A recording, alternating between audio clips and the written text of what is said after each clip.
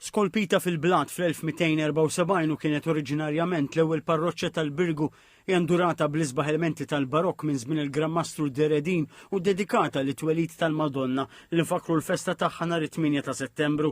Din il-kappella fil-Forti Sant'Angelo għandu kif tlesta xogħol ta' restawr fuqha li sar grazzi għas sħubija bejn is-soċjetà, storja u kultura tal-Birgu u l-Awtorità Maltija t-Turiżmu.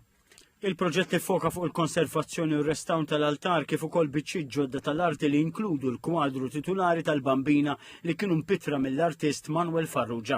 Il-kuratur tal-kappella George Agius esprima sodisfazzjon għax-xogħol li sar fuq il-kappella. Kappella mħaffra fil-blad tissejjaħ Troglodita u hija l-eqdem post fl-inħawi tal-port illi għadu jintuża sal-lum għall-istess skop għall-kult u għal-qima lill-Alla. George Agius esprima wkoll is-sodisfazzjon tiegħu li permezz ta' dan il-proġett ta' restawr il-Knisja se terġa' tingħata d-dera oriġinali tagħha.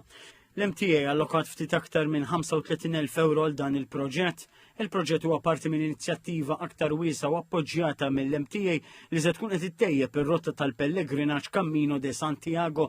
Din il-kappella se tkun waqfa sinifikanti għal pellegrini fuq il-vjaġġ lejn Santiago de Compostela fi Spanja. Il-kap eżekuttiv tal-MTA Carlo Micallef qal li apparti l-ħidma biex issir promozzjoni dwar Malta, l-awtorità għandha wkoll id-Dipartiment tal-Prodott.